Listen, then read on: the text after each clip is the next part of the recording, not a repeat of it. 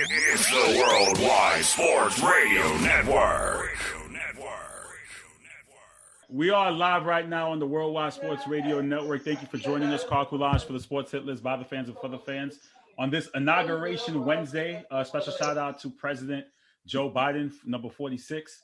And also special shout out to Kamala Harris, Vice President, the first Black female Vice President. I was watching everything all day, so I definitely got to throw a shout out to that. Amazing ceremony. Kudos to all those who set it up. I don't know if you fellas were watching it, but it was a great ceremony to see. Commissioner, how you doing, sir? I'm doing great. How's everybody doing today?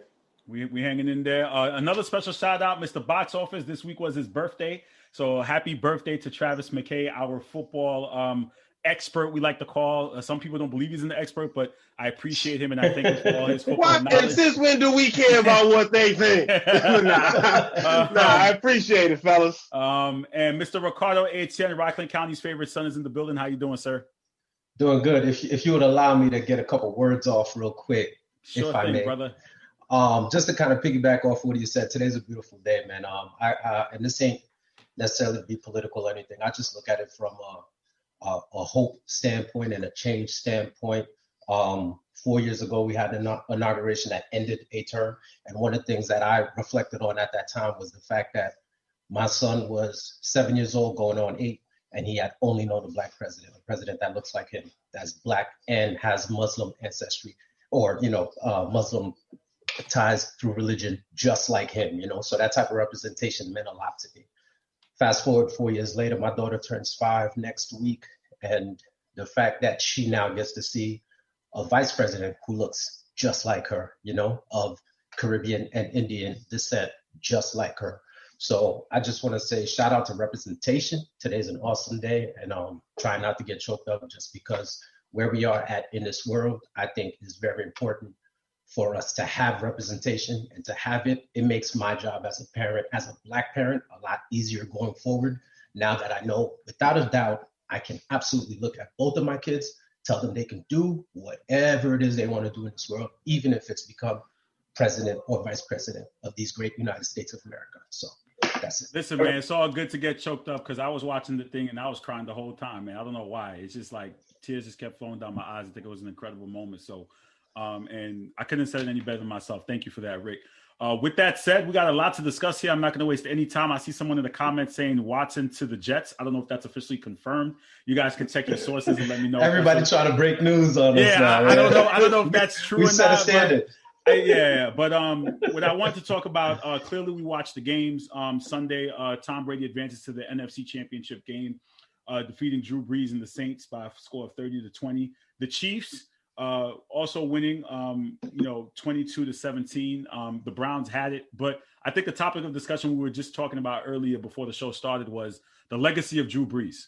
And I've looked up his accolades: Super Bowl champion, Walter Payton Award, passing yards records, passing completion. You could go down there and you can Google his accomplishments, but I find that in the hit list streets, there seems to be a lot of negativity towards Drew Brees. And I don't seem to understand why. He's a great player. He has the numbers. He has the individual accolades. He has the team accolades. So why must we feel to throw shade or negativity towards Drew Brees? And what's really his legacy? Travis, what are your thoughts there? I mean, I think you came to the wrong person first. I think we need to start with the head of the Drew Brees hating fan club and Ray. But since you came to me, man, Drew Brees' legacy, man, granted, it didn't end well this year. We still don't know. I don't think he's officially retired yet, right? It's still speculation, but we're all going with the assumption that he will. But the man is probably I'm going to put him as one of the greatest quarterbacks to ever play this game, man. Yes.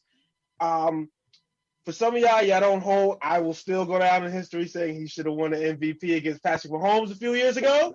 But to see what he was able to do to come out and not after, tearing up the shoulder where some people thought he would never be the same again, to come back New Orleans, he put the city of New Orleans on his back in a time where they needed, something to believe in. He broke tons of NFL's records. I mean, to sit there and break your own record multiple years, I don't care what y'all say about the completion percentage record. I find that to be a high record right there. That shows your accuracy and your ability to get the ball into your playmakers' hands. I think he's one of the greatest quarterbacks to ever play this game. He still has his one Super Bowl, which is more than we can say for some of the QBs that we consider to be the best. I mean, Phillip Rivers retired today, and a lot of people automatically throw him into the Hall of Fame.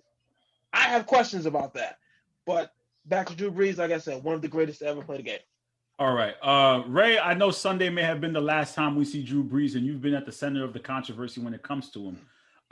What are your thoughts about his legacy and where he ranks all time? I mean, once again, I have no real issue with Drew Brees. But here's the issue like we had from like the summertime. Drew Brees, to me, is the first ballot Hall of Famer. If you want to put him top 10 all time, I'm cool with that, you know? But he's not like a Mount Rushmore QB. I talk about a lot of things with Mount Rushmore, winning, accolades, and then talent as well. Like he has all this, he has a lot of records, but he hasn't done anything really significant with those records. He's just has a lot of records. After he won the Super Bowl, he hasn't done anything. People were telling me, oh, when he was getting 5,000 yards a season, oh my God, the defense is trash. You get him a good defense and watch what he does. They got a defense. They got a run game. And what's changed? But it wasn't the same Drew Brees at that point. Age. It wasn't right. It wasn't the same Drew Brees at that point. We all saw it this Sunday. He could not get the ball down the field. We all saw that this Sunday. Wait a second. 2 years, for 2 years, without Drew Brees, I think they played 9 games. That team went 8-1. So if he's okay, they're good. We're not talking about prime Drew Brees. We're talking about 43-year-old Drew Brees. It doesn't matter if it absolutely matters. Okay, it does matter. The last 4 years, the Saints have won a total of 50 games. That's okay. Team. If you're that good, you can at least get to the Super Bowl at least one time in those 4 years. Well, in all fairness, I mean, they put themselves. A lot of teams they put themselves in the position to get to the Super Bowl, and then they blew the call on the pass interference. Okay, that was sending them bowling. No. That pass interference, guess what? It still tied the game. They went into overtime, and Drew Brees threw an interception. People always forget that part. They were winning that game, and everybody and their mother knows it. It's not even a question. Okay, so we know where Ray stands. Okay, Ray's not taking anything away from his legacy. He's just saying he's not knocking on no Mount Rushmore. Okay, Declan, what are your thoughts, real quick, on? I agree with him. I agree. Oh, sorry, Carl. No, I agree it's with okay. him. I agree with him completely. He's not on my Mount Rushmore either. I don't think he should be on anybody's. I mean, yeah, obviously he played in the dome. He had the system. They should have done more. Stop with this dome. Like, I don't understand what is the critique against the dome. I don't understand that argument either. All right, can I get into it for a sec? Is that cool? Go ahead. I didn't mean to sound like such a dick when I said that, but I'm being serious. It's fine. It was an accident. It's okay, bro. Go ahead. Here's my thing, right? So, Northeast quarterbacks. We look at Tom Brady, Eli Manning, Big Ben, or you forget Northeast, cold weather. Eli Manning is Brett Favre too, is what I think of. Those are guys that are on these streaks, like Manning, Brady. Everyone I mentioned has some sort of streak of durability. Like, these guys don't get hurt in the cold weather cities, and that is such a disadvantage to be playing in cities like that, where you have Drew Brees who gets hurt in a controlled environment with the weather in the dome. I'm not a big believer in the dome means everything, but if you're telling me like Aaron Rodgers has got to go do it in Lambeau, Brady's got to do it in New England, Roethlisberger's got to do it in Pittsburgh, Eli's got to do it in MetLife in the wind tunnel, and then Drew Brees got to go into a dome with a head coach in a system that works when he's not there. That's how I see it in terms of if we're going to talk about does he belong on Mount Rushmore. So in that regard, I think that the dome and I think that the weather does play an impact when we really, really take it to the next level. I mean, they haven't won since 2009. That's a team that they've put on some world beaters on the field, and they still haven't won in 12 years. So I think that's kind of ridiculous. Okay, so Rick, what are your thoughts? That makes zero sense. What is the correlation between injuries and playing outside and playing in the dome? You want to know what the correlation? There's no connection there. Absolutely a correlation, 100%. It is so much easier to be Phillip Rivers and going to San Diego and stay healthy. And it is. Okay, so that means do you take a little bit away from Dan Marino? Dan Marino played in Miami. He didn't play he played in warmer weather. He didn't win in that case. So, I mean, if you want to say in terms of whether, dude, I'm saying we take it away when we break it down like in specifics. But you can't tell me. I think that's nitpicking I don't know if it's nitpicking. I mean, again, I'm not the football guy here, but is that nitpicking when we're looking at weather and saying, well, this player didn't play in this weather because of like. Yeah, I think when we talk about Mount Rushmore, a lot of it is nitpicking because you got to nitpick at certain points to see who really, really, really is the great. And that's like, it is harder to play in a cold weather. It just can't be underestimated. Okay, I think the biggest. Rick, go ahead, sir. I think the biggest thing with Drew Brees, he kind of gets. He gets a little bit of a bad head dealt to him just because you're in an era where Brady is the measuring stick. So going back to some of the things we've said as far as, all the different array of talent that he's had, had a good defense, at times, has had the benefit of being in that controlled weather environment. And think about it, not even just for all of his home games, but 2 games a year in Atlanta, 2 games a year in Tampa, you know what I mean? So the weather and the dome thing, it does kind of add to that. So you put all of that stuff together and then you put it towards the measuring stick that is Tom Brady, who so far has been, beating Father Time each time he come knocking on his door. That's where we start saying, well, how come Drew Brees ain't able to do this? Because he's been given a lot more advantages than Tom Brady has necessarily. So I think that's where he suffers more than anything. But again, we go back to the conversations we were having over the weekend. As far as I'm concerned, Drew Brees has done enough to maintain his place, where he's ranked for the generation, for the pack of quarterbacks that we're talking about currently. He's right around that 4 slot. He's going to be behind Brady. He's going to be behind Peyton. He's going to be behind Rodgers, And I don't think another Super Bowl, a trip to the Super Bowl or a victory in the Super Bowl would have had him jump any one of those guys. And losing the way he did over the weekend, I don't think it drops him below any of those guys. But you know what? I mean? But to kind of wrap up the conversation, according to Ray, he's saying Rodgers is on the clock. So that means you kind of got to have him and Rodgers neck and neck, no? Because I think way better than him already, but he's still on the clock. But you can't say that though, because when you talk about records, Drew Brees has the records, Rodgers doesn't, and they have the same equally amount of Super Bowl appearances as of right now. So how could Rodgers be ahead of him? Because Rodgers also has he's about to 3 MVPs. He has a Super Bowl MVP already. And if your eye test, if you have a functional brain, I think it comes down to that eye test. The thing about Aaron Rodgers is before Patrick Mahomes, Aaron Rodgers was considered one of the greatest passers of the football, just simply by the eye test. He's still some of the things he could do, no other quarterbacks have really done. We've seen done before Patrick Mahomes came along. So yes, he beats out Drew Brees in that aspect. But to sit there and to hold that against Drew Brees, I would take Drew Brees passing ahead of a lot of the other greats that we have. You know what I mean? Like who? I might take him above Tom Brady. If it was simply a passing situation, I might take him above Tom Brady. Anybody else taking that bet? No. If it was simply passing, we're giving all things equal. I don't care if you complete, if you watch the Saints offense, he's dinking and dunking half the damn time. That's only recently though. Exactly. That's the last couple of years. When he first got to New Orleans, those first couple, they were bombs all over the place. I think if Drew Brees, at the end of the day, I just feel again, outside looking in and listening to everybody talk, in the words of Ray Jarvis, our MVP, Drew Brees should get his flowers. I don't see why we should have any knock on his career.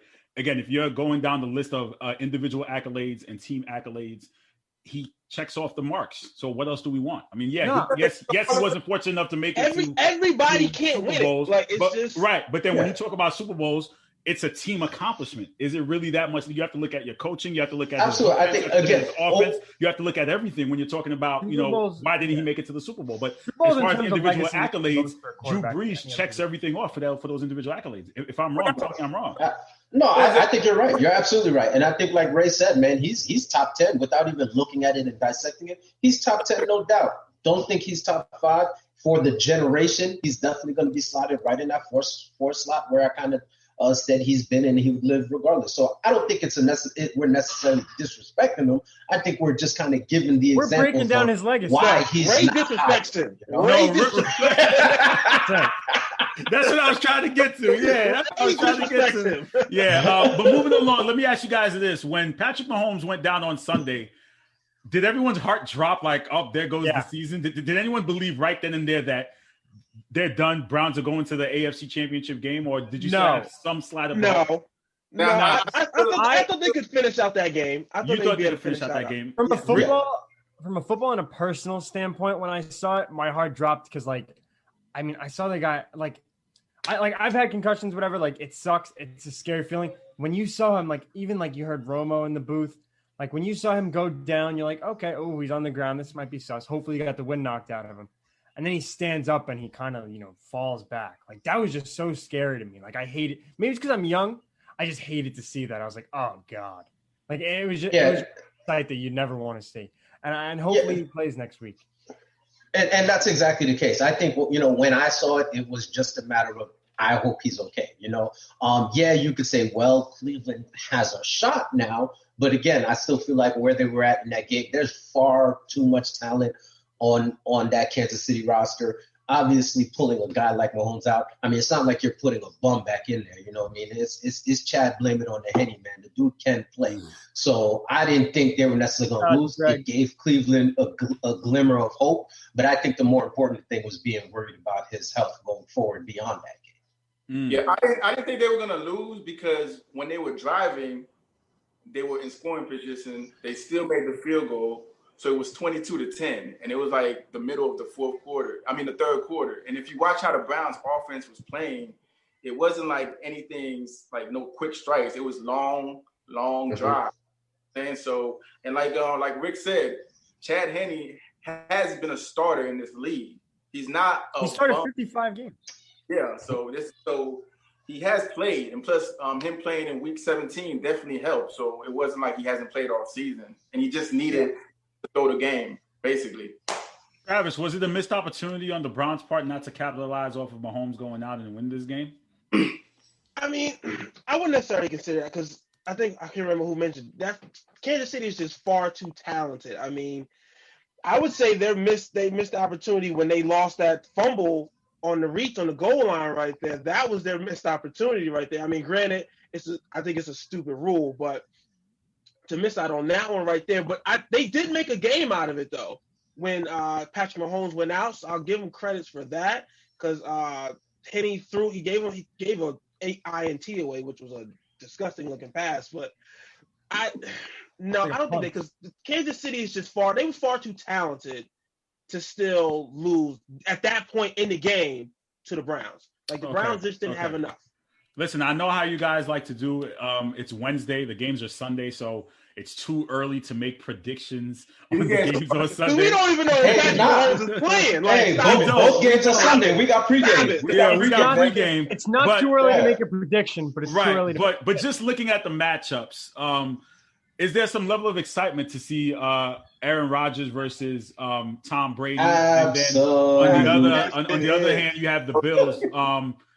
The Bills versus the Chiefs. So let's just, I guess, I don't want to make predictions, but what's the level of excitement going into Championship Sunday, Declan? Where do I start, Carl? I don't even know. I'm so excited. I could There a tell. level of excitement? I could tell. We have exceeded any levels of excitement, and I think that started Super Wild Card Weekend. There's a ton of fun narratives. Brady versus Rodgers is going to be awesome. That's the early game. I'm glad that they made the Chiefs-Bills the later game because I feel like that is a prime time, high-powered offensive team matchup that'll probably work really well for the ratings being in the later game. I think it's going to be great. I don't know how anyone's going to stop the Chiefs. The Bills' defense did stop the Ravens and held them to 3 points. And in the other game, we even see like the Bucs can really go into Lambeau and beat the Packers. I don't think they will. I've had Bills Packers clocked for a long time. But yeah, I think the narratives that we're going to see, two young quarterbacks who are going to be the face of the league probably for the next 10, 15, hopefully years. And then two guys who have been the face of the league who in my opinion, are two of the top 5 quarterbacks of all time. So I think it's just going to be great narratives. Rick, more exciting matchup. The old or the newer quarterbacks? I mean, it's easy. The NFC is the far more exciting matchup. I mean, this is something the NFL has been wet dreaming about for, God Did you knows even how say long. that? I mean, Did you even say that? Oh my! let's He's not lying, let's keep it though. real. Like, Think about it. I see no lie. Think about it. Let's I love go back to the summer, all the uncertainties, all the inconsistencies with COVID, trying to get the league back up and going. If you told the NFL at that point, hey, look, not only are you going to get Rodgers and Brady in the NFC title game, but the week before we're going to give you Brady and Breeze, they've been like, yes, sign me up. Like, let's do it.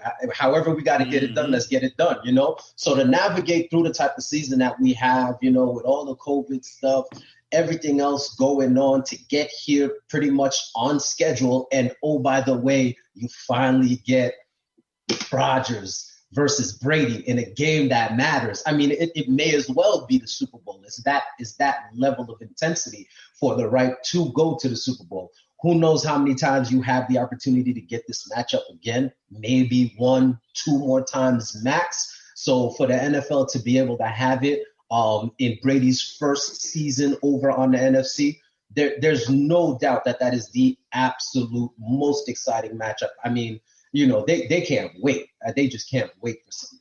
Ray, do you agree with what Rick just said? Is that the more entertaining matchup, Rodgers versus Brady, going into the championship Sunday?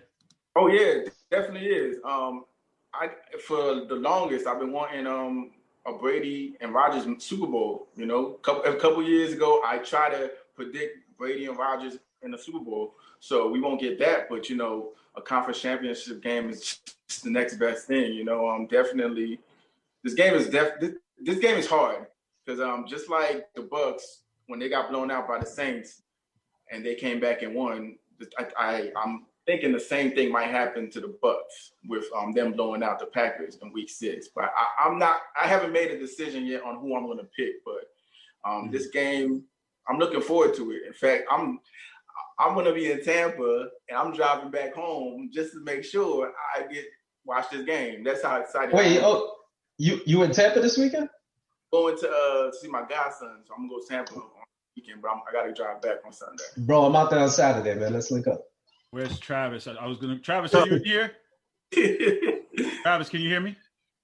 Yes, sir. Okay, so could you make a case that let's go that Patrick Mahomes does play? There's no official ruling that he is playing, but they said he had a light practice. But that's what I read last. But could you make the argument that the Bills Chiefs is more entertaining than the other one, or no? I mean, there's an argument. The problem with it is that they're both young quarterbacks. They're both in the AFC. So chances are we're going to see this matchup for years to come. You know what I mean? It is an exciting matchup because you have two high-powered offenses. You got Stephon Diggs and you got Tyreek Hill on the other side. Two explosive wide receivers. And then you got some good cornerback matches as far as White against probably Tyreek Hill. We'll see what happens there. But like the rest of the panel said, man, the main event is going to be Brady versus Rodgers. It's who's the real number 12 here. This is the NFL has been waiting for this matchup for so long. Like when Brady moves to the NFC, now you have this opportunity to put the two of them together in a game, like you said, in a game that matters. So you're going to have either way. As long as Mahomes makes it to the Super Bowl, the NFL is going to win no matter what with the next two games. Is whether it's Brady versus Mahomes or whether it's Rodgers versus Mahomes. Tell him, Carl. Let's get at him. Still going to win. Here's my issue, though, and again, I'm looking at all assets here. If the Brady and Rodgers is the main event, why is that not the primetime game? Primetime is 6:40. Because it's already predetermined. It's predetermined. You could flex it, no? Could you not just change it? No, that alternates every year. That has to deal with the TV contract. Yeah, I get that. And not for nothing. What it is, it's just NFC and AFC switch every year. Right. Like next year, NFC will be the later game, and then next year the AFC will be the early game. So it's equivalent and to not for nothing. home team Super Bowl jerseys. Essentially. I honestly feel like you mentioned that. Honestly, like when you look at the specific time slots, that afternoon game is the more prime slot on a Sunday, in my opinion, anyway. I think that will absolutely have more eyes on it, regardless of the time slot. Okay, guys, before I let you go, anyone want to make an early prediction, or are we just going to wait till Sunday? No, if we make it now, what reason do they have to tune in on? They ain't gonna tune in, you know? No, because your opinion could change between now and Sunday. I'm just preliminarily saying it. I already know where Declan stands. Declan, I know he's going. He's got Bills and Packers in the Super Bowl. You have no you idea. You said that last week, so I'm not. You said that on Sunday, so I'm not. I said that last August. I don't know where I'm going with in terms of my picks now, but we'll see. The one thing I'll say though about the two games, quickly, is that I think that the 6 o'clock game between the Chiefs and the Bills might turn out to be a better football game. But the game before that, the Brady Rodgers game, Bucs Packers, that's just a better narrative. That's a better watch, if that makes sense. I don't know if that does. I think one thing I'll add on to that too, and obviously I'm gonna save it for Sunday, but we did talk about obviously the matchup we get in the NFC is a matchup that the NFL has been dying for forever. But again, to expand upon that too, I think by midway through the season, maybe at the beginning of the season, you wouldn't have said, hey, they wouldn't have been clamoring for the Bills like that. But by midway through the season, based on what Josh Allen was able to do up there with the addition of Stephon Diggs to get that offense cooking the way they were, you figure this is the 4 that the NFL would love to have. This is more or less a perfect Final 4 based on what we've seen throughout the season. So this is one of the times where we could honestly, truly say we are going to get the best team in football come out of these four. Let's not forget. I agree with that. Let's not forget, though, for some of us, because there's a lot of people in the hit list that didn't believe that the Bills deserved to be where they're at. They didn't think that the Bills were where they're supposed to be at because I remember distinctly. I remember Travis was one of them. Ray was one of them. That's what I'm saying, because that's in the beginning. That's in the beginning. Travis wasn't that bad, though. After they beat I'm the pretty Steelers, sure he I was hopped on the on. fence about the Bills. You figure by week 8, week 9, week 10, there was no denying it. You know, there was no denying it. It took until like week 13. Once they played the Steelers. Yeah, once they played the Steelers, we kind of had a tense to believe. But I'm excited for these games. I can't wait to see who comes out of them. We'll have our regular pregame on Sunday at 12:15 for those who want to tune in to get our. 11:15, 2 hours. Say it again. 2 hours on Sunday. 2 hours. No, we said that for Super Bowl. 2 hours. I'm like, slow down. Yeah, 2 hours. 2 hours. That's a long ass pregame. I don't know. But you guys take care. Let me give a shout out to my baseball team that's going to be coming in. We're going to be talking about the Mets. I guess the Jets are still on that Deshaun Watson trade talk. I know there are rumblings about them trying to acquire him, but you guys we'll talk about in the offseason. Yeah, for sure. You guys make sure. Thank you for tuning in. You guys level up, and I'll talk to you. So I'll talk to you on Sunday. Yep. You're watching the Sports Hit List by the fans and for the fans. Declan's going to stick around to talk some baseball as I bring in Eddie, my other contributor for baseball. The Sports Hit List live on the Worldwide Sports Radio Network. Please make sure you tune in and watch all the other content and programming that's live on the Worldwide Sports Radio Network. Yeah, I wanted to talk about, it was breaking news on Monday that the New York Mets general manager, Jared Porter, acknowledges sending explicit images to female reporter while he worked for the Chicago Cubs. And he instantly got fired. The Mets weren't tolerating any of those kind of activities. Declan, what were your first thoughts when you saw that news? Unfortunate. I guess from a moral standpoint, that somebody in newly appointed in such a position of power would kind of send something so lewd, uncalled for is kind of an understatement. I guess we hope he lands on his feet and that he's remorseful of his actions. More importantly, I guess from a baseball standpoint, the Mets are going to have some decisions to make if they even want to hire a general manager, if they just want to let Sandy Alderson handle anything. That might honestly be a better option. I'm not sure who's on the market right now. That would kind of, make a transition of power per se, since we're talking about it. Well, it is inauguration day, so we'll throw that in there. Pun intended. Yeah, exactly. All intended.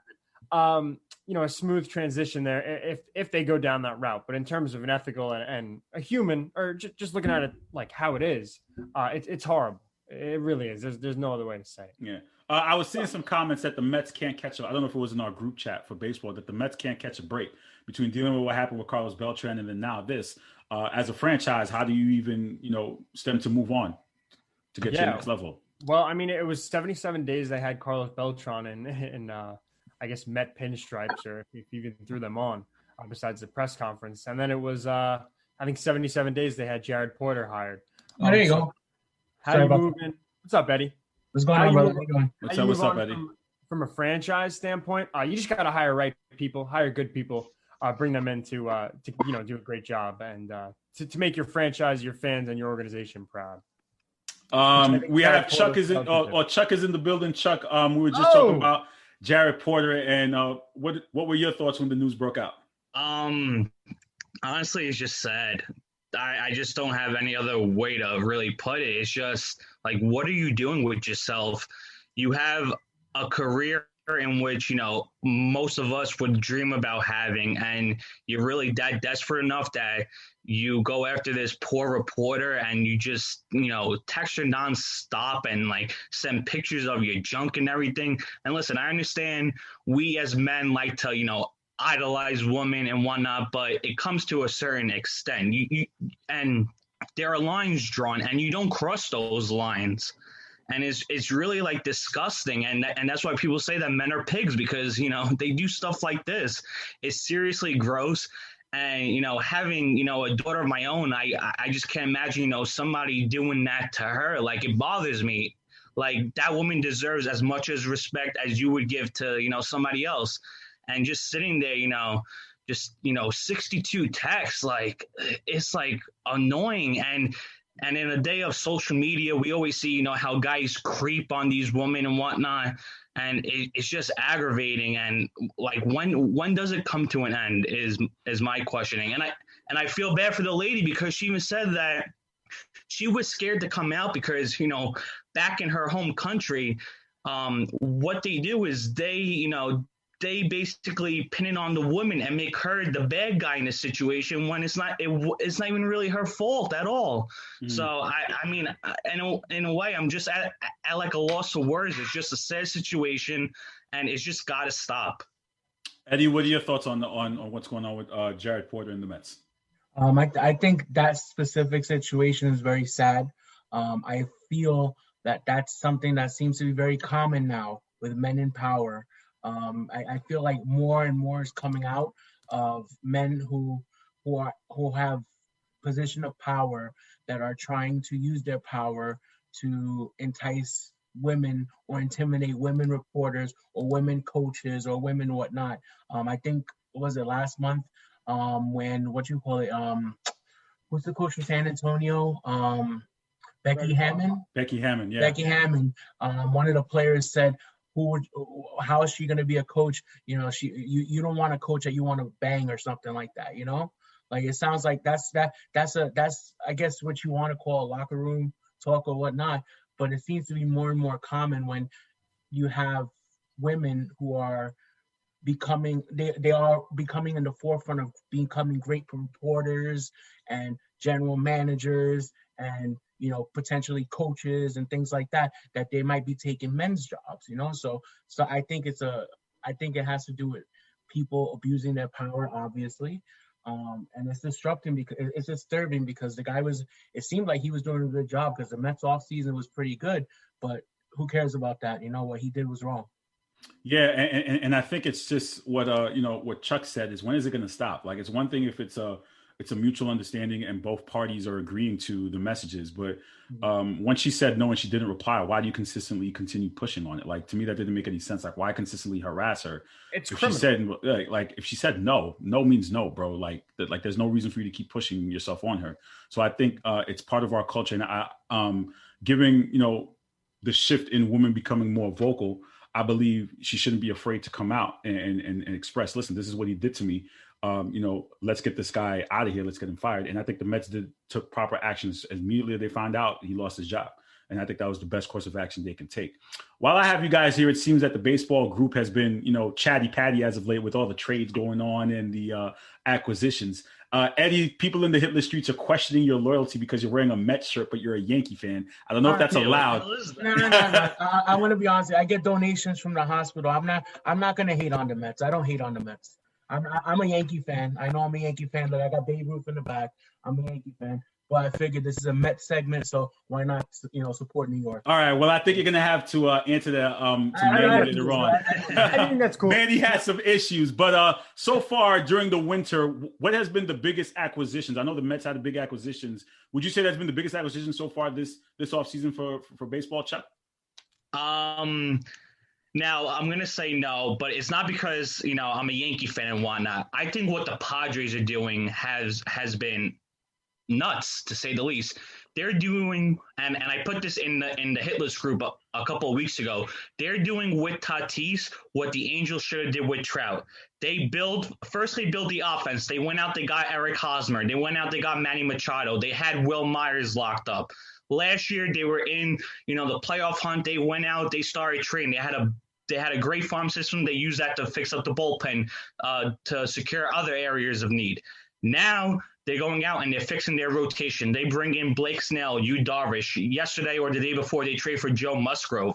They might have the best rotation in baseball now, and they need that because the World Series champions are in their division. So in order to be the best, you got to beat the best. And now they might have enough to beat the Dodgers, and they're the talk of the baseball world, especially because they haven't traded, one of their very top guys. They did trade up Patino in the Snell deal, but other than that, they haven't really given up, Gore or Abrams or any of those guys. So what the Padres are doing is, nuts. They're taking advantage of a market because of the pandemic. Teams are going to want to start shedding payroll, and they're taking advantage of it. Now you have other teams like the Yankees who are just sitting around waiting for, to do nothing. But I think the Padres are right now the talk of baseball. They're a team that's on the rise, and they added to it, and I can't wait to watch them in April. Eddie, would you agree with what Chuck just said? The Padres are the team to watch in their moves during the offseason? I think absolutely. I wanted to go in, and I did want to say, as a Yankee homer, I wanted to say DJ LeMahieu. That was a big move. I know I had like a little bit of a back and forth with Paul Lawson, the MVP, about the importance of LeMahieu and the cheap contract that they got him for. That was a steal. A great move. That was like a big steal. But it's not what the Padres are doing. What the Padres are doing with that rotation is crazy. I when they got Yu Darvish, I was like, holy crap. And then they got Musgrove. Wait, what were you saying is a big steal again? I'm sorry. DJ LeMahieu. Oh, okay. Yeah. DJ LeMahieu was a big steal. I wanted to say that was the pick, that was the move of the offseason, but it's not. It's the moves from the Padres. The Padres, Ian Snell, Blake Snell, sorry, not Ian Snell. Blake Snell, Musgrove, and Yu Darvish. That's a crazy rotation to go with some of those young talent, such I'm drawing a blank. Baltimore third baseman, young guy, Manny Machado, Fernando Tatis Jr. They have a squad. I hope that. Well, I don't hope because I'm a Yankee fan, but I hope that they live up to their expectations, because their expectations are very high. Declan, would you agree with Chuck in saying that the Padres are the team to watch for after this offseason so far? Team to watch, sure. I mean, I'm going to take a disagree. I put on a Giants hat because I had a Nets hat on. We're just going to rock all New York sports teams that aren't the Mets or the Jets. And I was going to put on a nice little Mets jacket today because, I kind of want to be their general manager. But maybe I'll do that next time we bring up the Mets. I'm not sure. But put in your application. You never know, man. You never know what you could apply for. You'll be surprised. Nah, we do. Anyway. You'll be surprised, brother. Listen, I've been close to some major companies. You never know. Apply. You never know. All right. I'm going to disagree with Chuck. I do think that the Padres made some sick moves that are, going to potentially be really great for baseball for the next couple of years. But I think the biggest move single-handedly, listen, I'm a Yankee fan. It's got to be Francisco Lindor going to the Mets. Not only because it was Lindor, but it was also Carlos Carrasco. So now you're moving a nice pitcher who is, I would say, top 20. He's a solid pitcher. I think MLB The Show has him at an 87 overall.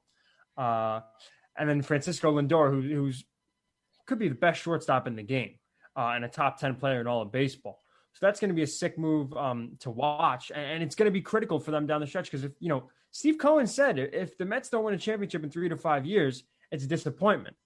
I mean, where he sees 30 years of not winning and then 3 to 5 is imminent, I'm not really too sure. I got to throw in a little digs. But I totally think it's the best move of the offseason. I think it's the biggest move of the offseason in terms of capital being moved on both sides. So you're going with the Mets as far as the biggest moves. Yeah, the single Lindor and Carrasco move. All right. Before I let you guys go, Chuck, you think DJ got robbed? They should have paid him more money?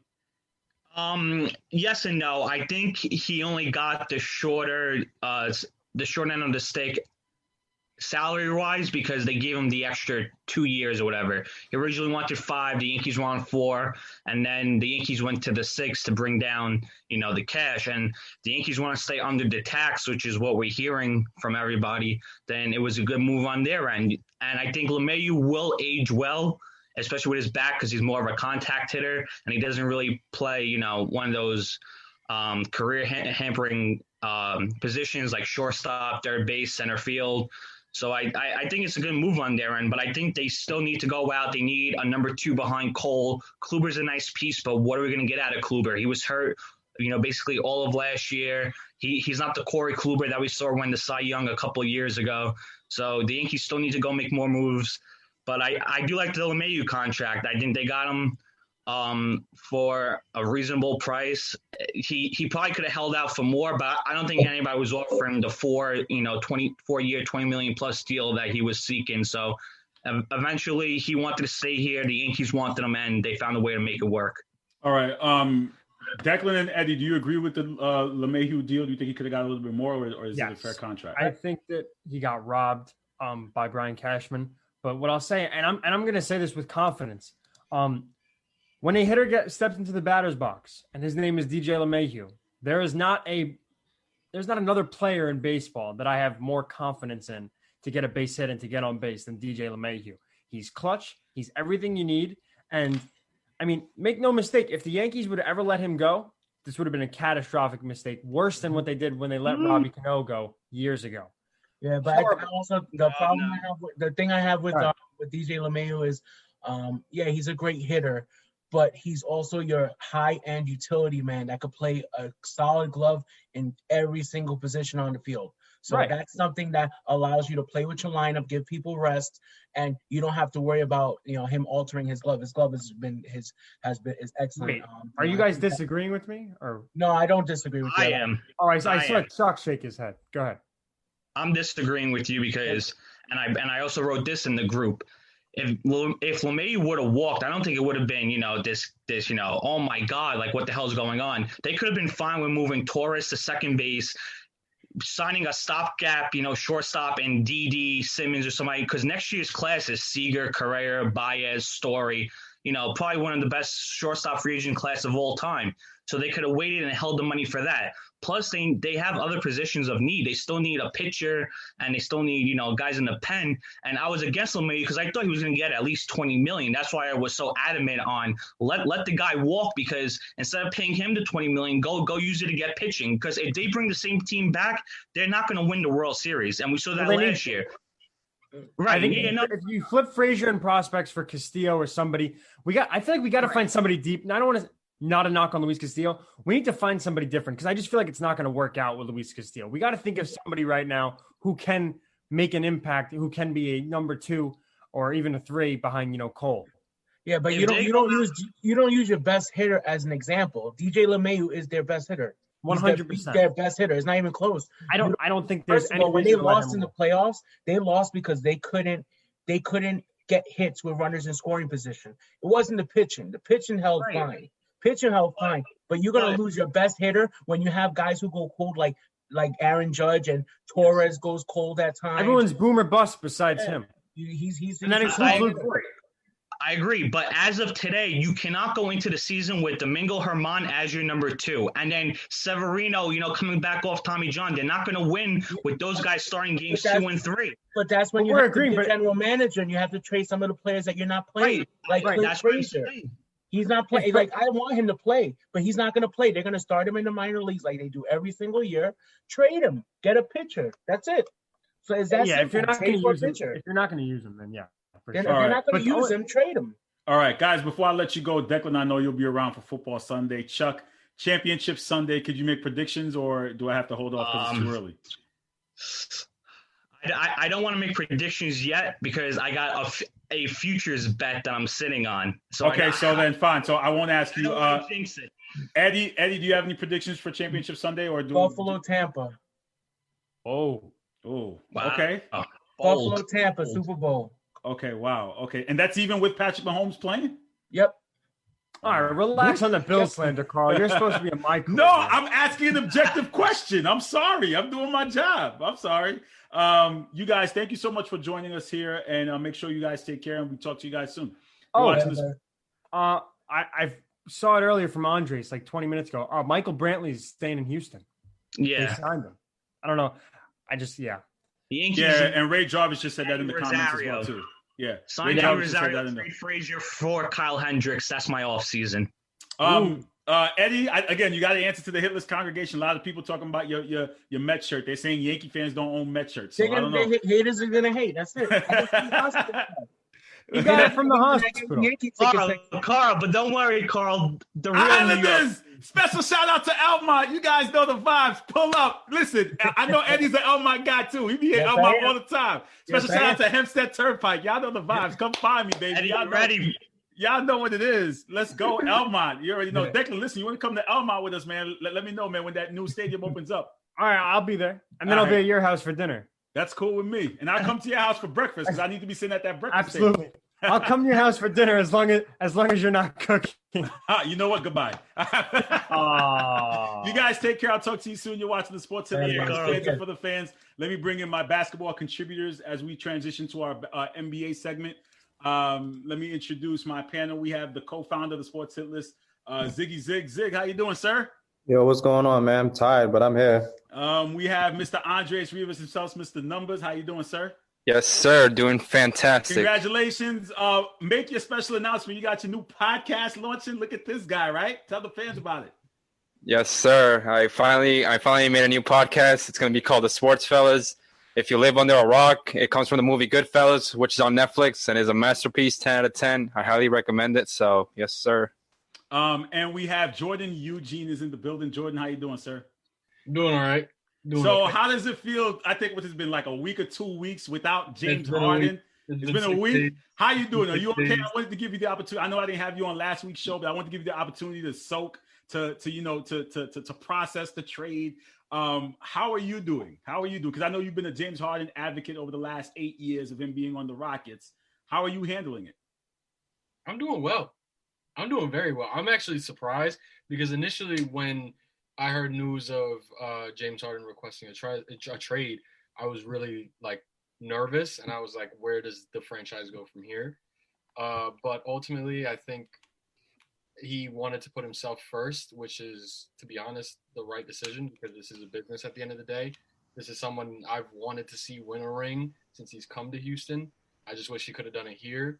Unfortunately, that's not how it's going to pan out for this season or the next or however long he decides to stay in Brooklyn.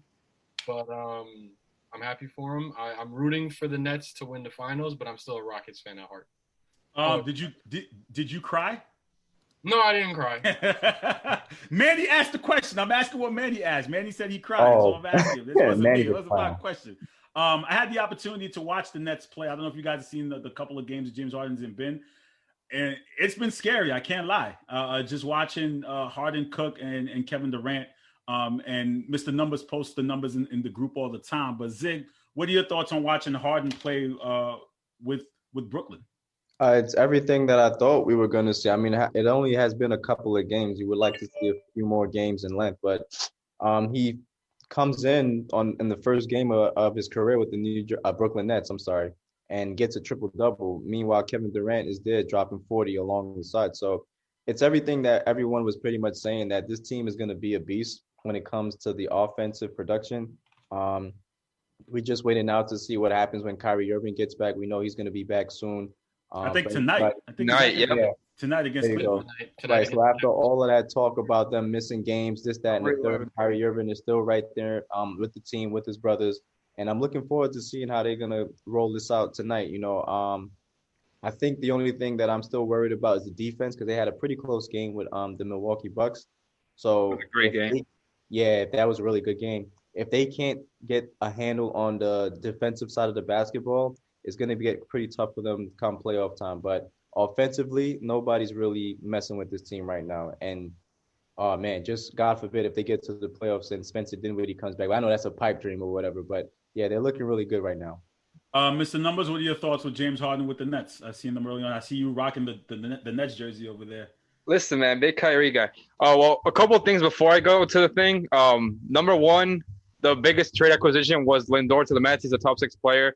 And number two, Drew Brees has never been better than Aaron Rodgers a day in his life. So he had to go back to the other topics. He can kick rocks and enjoy retirement. He can kick. Come on. Listen, we got to stop the Drew Brees hate. I don't want to change conversations, but my whole point is, again, when you're looking at someone's greatness and we're looking at legacies, he checks the box off. He's never been better than Aaron Rodgers a day in his life. I do not care. That doesn't matter. My whole point of mentioning his legacy was you're looking at the individual accolades, you look at the team accolades. Drew Brees has done it. Why are we knocking his career? Listen, that's what I'm saying. There's been 15,000 QBs. He can be fine with being top 10. Anywho, so when it comes to the Nets, I just see like they're having fun with each other. You know, Harden is smiling more. I don't know if you guys seen, but Harden's been tweeting with the Rockets. He didn't really like tweet that much. He's been having fun. Kevin Durant looks like Kevin Durant. I mean, hell, he had an Achilles tear and he's looked better. Like, and a lot of people, including myself, said this in the offseason. Kevin Durant was going to come back the same player, even better. He's having the most efficient season of his career, and it's been the most points per game since his MVP season when he averaged like 30.3 or something. You add a 3-time scoring champion, an assist champion, and Kyrie Irving, who's an NBA champion to that. I mean, they're going to be fun to watch. And for all you bozos and all you haters saying that, oh, Kyrie should retire, listening to Stephen A. Smith and what he has to say, guess what? Kyrie Irving is playing tonight. Black excellence. Let's see it.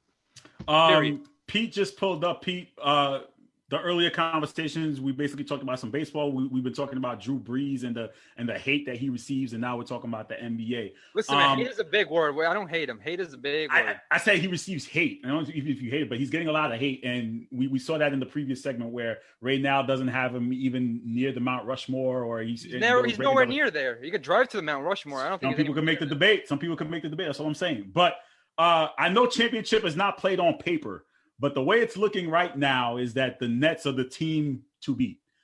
Is that a fair assessment? Is that a disrespect to the champion Lakers, or is that just us being prisoners of the moment of looking at, wow, you have 3 superstars in Kyrie, KD, and James Harden? Zig. Superstars. That's for me? Yeah, that's for you. Okay, so in regard to that question, like you just mentioned, I definitely was one of the individuals who got hyped and had the Nets going to the finals. And I'm not going to say it's going to be a cakewalk because, to be honest, I don't trust in Philadelphia. I feel they're fool's gold. I don't even care if Doc Rivers is the coach. The Celtics, I ain't scared about the Celtics neither because y'all really don't have no big men to really do anything down there. So for me personally and truly, it's really the Milwaukee Bucks and, of course, the Los Angeles Lakers. The Clippers, I know how I feel about the Clippers. I want to give them their kudos because they've been killing. Me and Andre's been texting back and forth about Paul George. He's definitely an early MVP candidate. At times looking better than Kawhi Leonard. But if we're talking just strictly in the Eastern Conference, I believe that Milwaukee team is somebody that you got to give a little bit of respect to, especially now. I always give big props to Drew Holiday, one of the most underrated players in the NBA. Their defense is solid. I just wish Giannis could get that jump shot going a little bit to be able to give the Bucks a real chance. But I definitely have the Nets having a high chance of going to the finals, but I'm not going to just disrespect the Milwaukee Bucks, nor am I going to disrespect the Los Angeles Lakers. Yeah, we see a lot of people flooding the comments, especially our reigning defending MVP. He said Brooklyn, LA in the finals. He didn't say which LA team. He just said Brooklyn, LA. I'm just throwing that out there, Ray Jarvis. And he's saying so Jordan, is it a cakewalk to the finals for the Nets? Are they the team to beat on paper right now?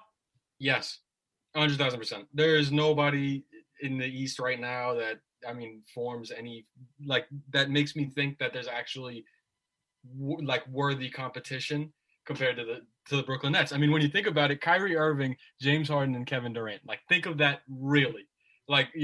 Milwaukee didn't keep up with Toronto 2 years ago. Milwaukee didn't keep up with Miami just a couple months ago. So like Milwaukee's not really a threat. Philly, I agree with Zig, is really not. I mean, like I think they're also fool's gold. Boston, okay, Boston. That Listen, we have the two youngest. We have the two budding youngest superstars. I'm still gonna cap for my guys. Jason Tatum and Jaylen Brown have been playing excellent before they got shut down. Term, bro. You got to relax. I'm sorry. When I'm thinking superstar is a complex. They're term, budding superstars. Prove me wrong. I'm not going to sit here and debate that with you. Won a championship. Okay, I said I'm not talking. I said they're budding superstars. Did That's you listen? fantastic. Clean, get some two rings. Get some Q-tips Kyrie and clean, Irving, one and clean ring. your ears. I said they're budding superstars, but go ahead, continue. Kyrie Irving has a ring. Kevin Durant has 2 rings. James Harden is one of the best offensive players in the world. Of all time, actually, as a matter of fact. So this team, 100,000% has a cakewalk.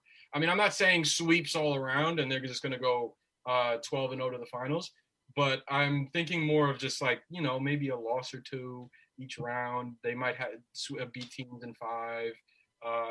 Maybe if Milwaukee or Philly gets lucky, they go 6. But ultimately, no. I mean, I think the Lakers, if they were to see the Lakers in the finals, then it'd probably go 6 games, but I'd give that to Brooklyn easy. You see, at this point, it's like last year we were stalling to wait to get the Clippers and the Lakers. That was the hype. Remember? Everyone was waiting for the Clippers and the Lakers to go into the Western Conference Finals, and we didn't get it. Now it's like we're waiting for Brooklyn versus the Lakers, and everyone's all the hype. This is what we need to just – and a lot of people I've seen with that status saying – let's just kick walk to forget the rest of the season. Let's just go to the finals right now. And it's not gonna happen. And we had the same mindset for the Western Conference Finals. Are we kind of again being prisoners of the moment of saying, this is what we want to see, and then we're gonna get disappointed and not get it? We do this all the time. It's not gonna happen, bro. It's not gonna happen. So you're saying Brooklyn not in the finals? No. I'm saying it's not gonna. The Brooklyn Lakers final is not gonna happen. Wait. Why? It's not happening? He said not. N-O-T. That's not. what he just N-O-T. said. He said not. I listened. Well, who's going to the East? No, the Nets are making it out of the East. So the Lakers are not making it out. You know who he picking.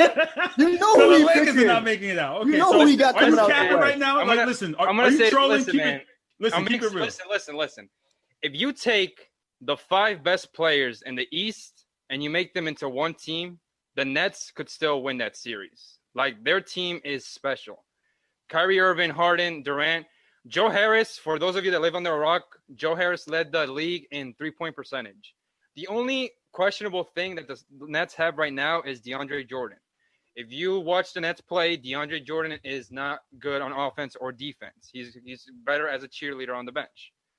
Jared Allen, when he played, he started 2 or 3 games, and he was amazing.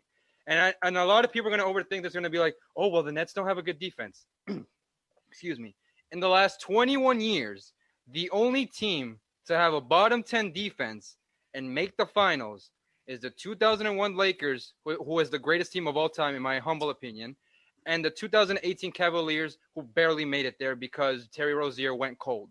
So stop overthinking the defense. Stop thinking they have to play like every player has to be the defensive player of the year. Throw all that BS out the window. Listen, I agree with you on that side. Okay, go ahead. A Mike Budenholzer team does not scare me. A Doc Rivers team does not scare me.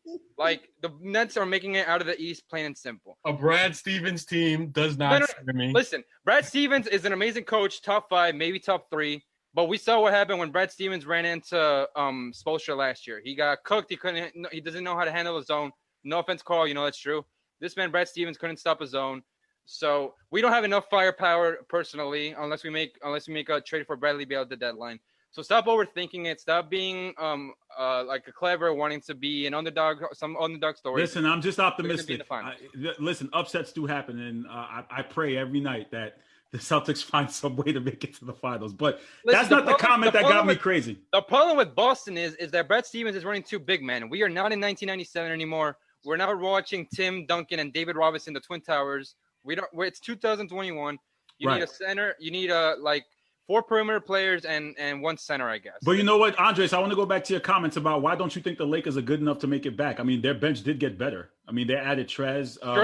In your opinion, they got better. In your opinion, they got better. In everyone else's opinion, they got better. Not in mine.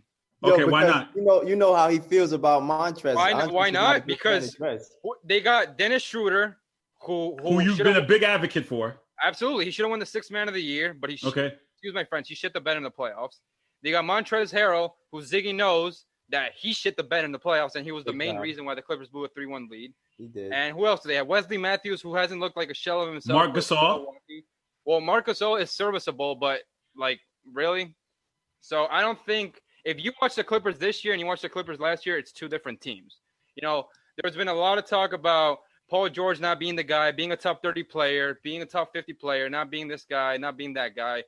Kawhi Leonard not being a cyborg anymore, whatever you want to call him. But if you watch the Clippers game, they've been playing with intensity, and they've been playing like they're the team to beat. Last year, the Lakers played every game like they were the team to beat because we know what happened. Everyone was calling LeBron washed. He didn't have it anymore. He's done. The queen, whatever you want to call it. And he came and he delivered. In 2019, the same thing happened. Kawhi Leonard, everyone was saying that he was done as a player, that he's never going to come back. What did he do? He got traded to the Raptors. He had one of the best playoff runs of all time. And I know we're going to say, oh, well, the Warriors didn't have player A, player B. We're not dealing with hypotheticals. We're dealing with the facts. The facts are that the Raptors won the chip. So I feel like the Clippers, they got a reality check last year. They're like, listen, we can't let this shit happen again. Doc Rivers, he didn't know how to adjust. Montrezl Harrell didn't know how to adjust. I know he had some family trouble. One of his family members passed away, whatever you want to call it. But if you look at the Clippers this year, they're pretty scary. They lead the league in three-point percentage. I mean, there's so many things you could say about them. The Lakers are coasting. Sorry for rambling. Holy shit. The Lakers are coasting. You don't get to decide who you play, but the Lakers' schedule has been mediocre. They ran into the Blazers. They lost. They ran into the Warriors. They had a 20-point lead. They got too comfortable, and they lost. Obviously, opening night against the Clippers, they lost. So I don't know what to say right now, but I think. Okay, so Ziggy, hold up. No, I need to respond to that really quickly because I'm not the biggest Laker fan, but I'm not gonna sit here. I mean, yes, Marc Gasol is definitely serviceable, but you add in a big man, and as you just said, you need a big man, and Marc Gasol is a big man for the Lakers who can also stretch the floor, right? So Sure. He's great. I'm a big fan of Marc Gasol. Right. So cool. You have him, you have Schroeder. Those two guys are good. Wesley Matthews, yes, he may be a shell of himself, but he still can hit better. He still can hit those corner threes, and he can still D up from time to time. All right. But he's been getting cooked. He's been getting cooked. If you watch the game. Let's let the season go on, right? Because we can't judge everything only out. I mean, yes, we can judge. This is the sample. No. I'm saying that based on the sample size that we have right now. Right. Okay. That's Off of that sample sample size, he has been getting cooked. Yes, I'll give you that. Montrezl Harrell now coming to the Lakers is not going to be expected to do what he did for the Clippers then, right? Yes, we know he did shit the bed, but as I said in the previous segment, when you lose your grandmother and you haven't been playing ball for a little bit of a time, your mind and your mental, you're even focusing on 100%. Basketball. So I'm going to give him the benefit of the doubt and see what he's going to produce in that. Oh, I'm blaming Doc Rivers 100%. Oh yeah, Doc Rivers. 100%. As for the Clippers, they've been doing their thing, but at the same time, Lou Williams has been looking really shaky. I don't know if it's because he's injured or he's just not with it at all. And remember, we was talking about Luke Kennard. I'm not a fan, but he's been balling, bro. He's been balling.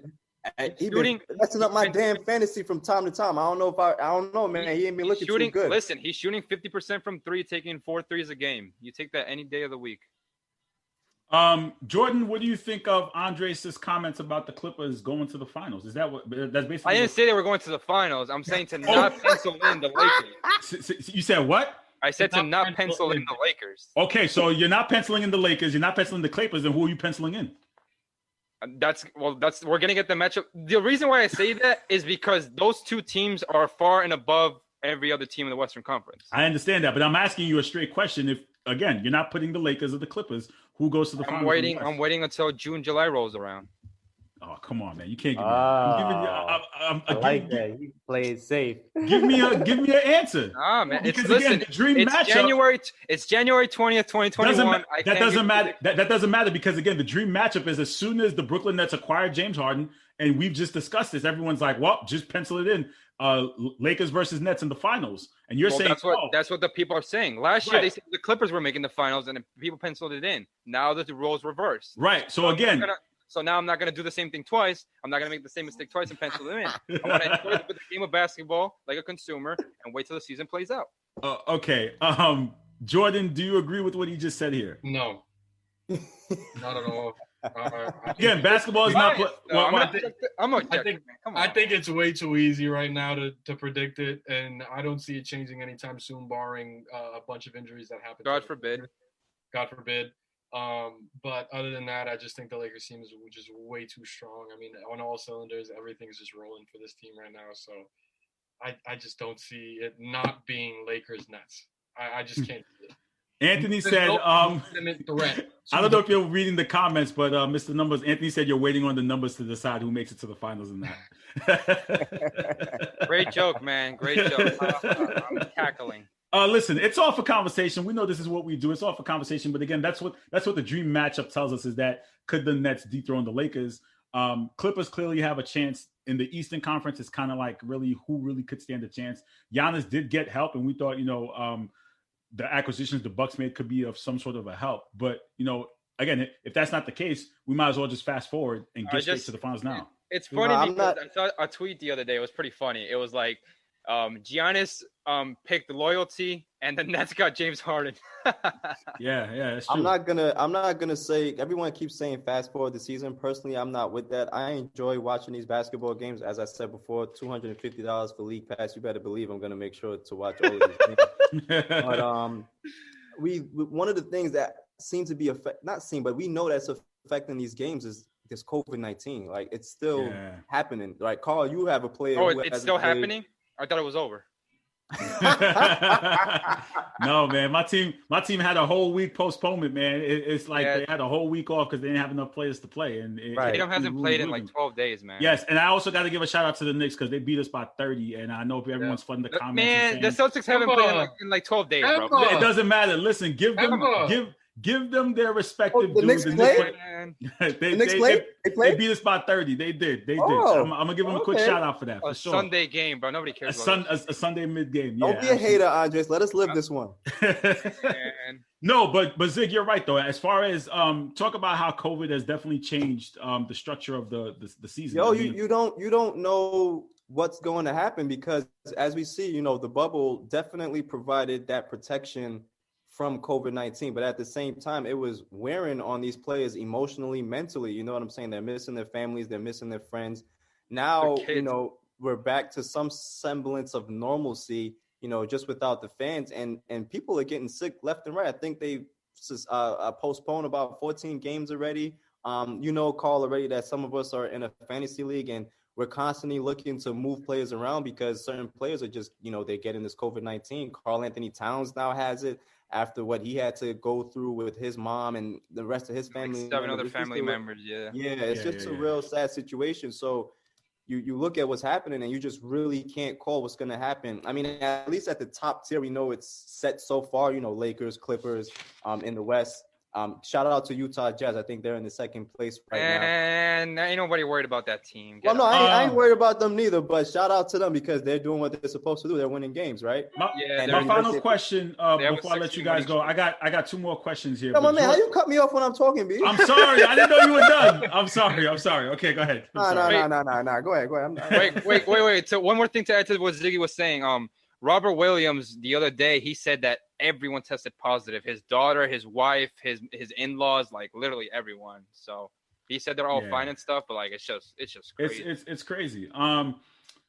Is there any trade scenario that we see that could potentially rupture the dream matchup in the Lakers Nets in the finals? Jordan, is there anyone being traded on the block? A potential like a Bradley Beal going to a team, to a contender? Is there any trade that can happen between now and before the deadline that could say, 26. "Oh wow, March 26"? Thank you. I know Andres earlier mentioned Bradley Beal to the Heat, but I mean, I don't think that's enough. To be honest, I don't think that's enough. I think. Whoa! If we get Bradley Beal, I don't think that's enough. All right, that's fine. Well, somebody in the comments dropped that. It's not James Harden. It's not Kevin Durant. It's not Kyrie Irving. It's not those 3. That's fine. We like it that way. We had it that way last year. We like it that way. Ziggy, what'd you say? I said somebody in the comment, I believe it was Jarvis, he had said that the only competition that the Nets really have is Miami. So you wonder if Miami do get Bradley Beal, what could happen. I also want to look at Andre Drummond, because he's been really on a tear this season so far. So you wonder if he gets to a contender, what's going to happen. But I don't know. Really and truly, as a basketball fan, all I really want to see is Lakers versus Brooklyn, to be honest. I would disagree with the Nets competition being Miami. I'd rather say that the Nets competition is probably themselves That's the only competition they really have. If they just can figure this out, I mean, they're unstoppable. Shout out to Steve Nash, man. Shout out to Steve Nash. Andres, is there any trade scenario that you could see beside the Bradley Beal one that could potentially rupture this whole Nets Lakers budding? Andre Drummond is not good at basketball either. He's my bad. Jarvis said that. He wants his credit. Jarvis was the one that said that. So you said Andre Drummond is not good at basketball. He's an empty stats player, bro. Okay. You want him on the Celtics? If you want him on the Celtics, I never said I did. I wanted a big man, but I never said I did. I think the Cavs are going to look forward to moving Andre Drummond. I think teams will call, like in the West and the East, they're going to call. Listen, the only legit big man I would want, but we'd have to give up Jaylen Brown, is Karl Anthony Towns. There's a Karl Anthony Towns. Special, man. Yeah, Karl Anthony Towns would be a big man that I would legit want on the Celtics. But he's the perfect player for the Celtics. He is, but we'd have to give up a Jaylen Brown for him. There's no way that Danny Ainge is going to be able to. You're not doing that trade? No, I would.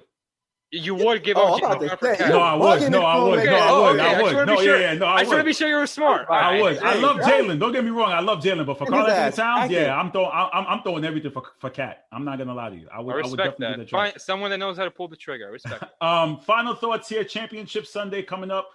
Is it too early to get some predictions out of you guys for some NFL games? No, it's not too early. Give me your predictions, Mr. Numbers. Who you got?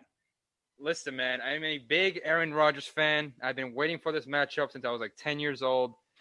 The Packers are beating the Buccaneers, and Rodgers is going to the Super Bowl. The Bucs' pass defense is suspect. The only reason why the Bucs beat the Saints is because Drew Brees' arm is cooked. His noodle arm is cooked. Aaron Rodgers has been looking like the MVP all season long. Brady's going to go into the tundra, and they're going to lose. Just a reminder to anyone listening, QB wins is not a stat. Just because Rodgers wins on Sunday doesn't mean that he's going to be the GOAT. Brady is still the greatest of all time, greatest of our generation. If Brady goes to the Super Bowl and he wins the Super Bowl, I might even put him above Michael Jordan in sports all time. So on the other side, you got the Chiefs? On the other side, I'm a Dolphins fan. I can't root for a divisional rival. I do have the Chiefs winning. All right. Jordan's Championship Sunday predictions or too early? With the Chiefs Bills, as long as Mahomes plays, if Mahomes plays, then absolutely, then I'm going with the Chiefs. I'm rolling with the Chiefs. But if it's Chad Henne, then 100,000%, then it's going to the Bills. But I'm taking the Chiefs. Nonetheless, I'm still taking the Chiefs because I love the Chiefs. But as for the NFC, I might go Tampa. I'm going Tampa. I've learned too many times, time and time again, to never bet against Tom Brady and to stop betting with Aaron Rodgers in the playoffs. I've learned that time and time again. Zig, do you care to make predictions or no? Nah, not really. But if I had to really go and make one, I think I'd go Packers Chiefs. Packers Chiefs. All right, guys, thank you so much for joining us here on the Sports Hit List by the fans and for the fans. Please make sure you tune into our Carl, Sunday kickoff. What's up, sir? What's your prediction for the NBA Finals? Mine? Yeah. You called me out. Let me call you out. You know me, I'm going Celtics Lakers. What am I going to say? Yes, sir. What did you say? I gotta stay on brand. F the Nets, man. Fuck the Nets. I gotta stay on brand. He asked me a question. I gotta stay on brand. I'm sorry, man. Listen, we pull off the upset, baby. That's it. Jason Tatum. Upset my ass. You've been saying that. Listen, I envisioned it. Jason Tatum. Listen, 5 seconds left on the clock. Game is tied. You get the inbound the ball to Jason Tatum. He pulls up and sends the Celtics to the finals. That's it. I predicted it's in my mind. I can't help myself. That's what I. That's see. If none of them don't catch COVID. You better hope that. Oh my God. That's what I see. But thank you guys so much for watching the Sports Hit List and being a part of this brand. It's definitely been fun. I'll talk to you guys soon. Make sure you pull up to Sunday's show, 12:15, where the guys will make their official predictions for Championship Sunday. Make sure you check out Andres' new podcast. I know you'll share it within the Sports Hit List streets. And I'll talk to you guys soon. Love you guys. And shout out to Kyrie Irving for once again proving everyone wrong over and over and over and over and over and over and over again. Yeah, absolutely, man. I'm getting tired of having to defend Kyrie Irving. I've been defending him all week. The man took a couple of days off. He wasn't feeling right. When you're not in your right mindset, you don't want to play basketball. You don't play. And there's more to life. And listen, they're just mad because they can't do it. Yeah, and you know what it is? I think a lot of times fans come to understand, again, Andres has said this plenty of times, they're human. They're human. How many times do we wake up and you guys are students, you say, you know what? I don't feel like going to school today. I'm not in the mental state. Ziggy as a teacher, me as a teacher. There are plenty of times I wake up and say, I'm not in the mental state to teach today. I don't feel like doing it. I have the right to do that. It's not I a don't see what the job. problem. Exactly. We're humans first. If his mental state is not right for him to play basketball and he wants to spend time with his family, who cares? Like, it's so annoying that I have to sit here and talk about it, man. Just let him be. And I'm happy to see him on the court. But as much as I want my team to make the finals, it is nice to see Brooklyn, I guess, cooking in a sense, because I watch those two games and I just see back and forth between Durant and Harden, and it's just like, damn, man. As a fan of basketball, it's great to see, and it's also, as far from a New York standpoint, it's good to see. Like I can't believe we could actually see two superstars in their primes. Listen, three superstars in their primes here it's in funny. the city of New York. It's funny because I think Ziggy said it, or I don't remember who in the group chat said it. Like, the Nets could get Jesus Christ himself, and it'll still be a Knicks town.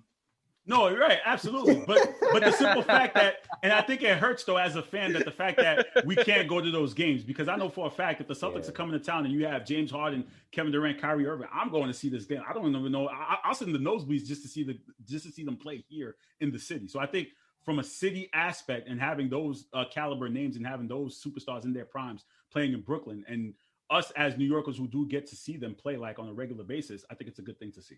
So, absolutely. With that said, you guys enjoy the day. It's a great day, Inauguration Day, the dawning of a new era. I have to throw that out there. I'm sorry, man. I cried tears of joy all day today. Fiction Day. Dawning of a new era.